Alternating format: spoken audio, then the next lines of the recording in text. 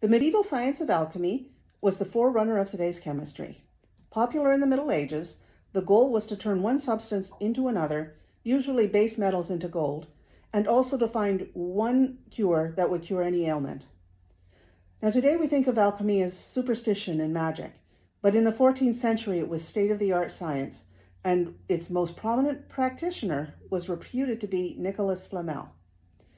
Alchemists repeatedly tried to make gold and repeatedly failed, and so they decided that there was something missing from their process. Then, in 1382, Flamel discovered the Philosopher's Stone, and finally, men were able to turn lead into gold. And the stone also granted Flamel and his wife immortality. And that's the legend. Unfortunately, none of it is true. Nicholas Flamel was a real person. He just wasn't an alchemist. He was a Parisian scribe who married into money. He and his wife owned several properties and gave generously to the church. He died in 1418, and one of his houses is still standing on the Rue de Montmorency. It is the oldest house in Paris. And nearby, there is a Nicholas Flamel street named after him.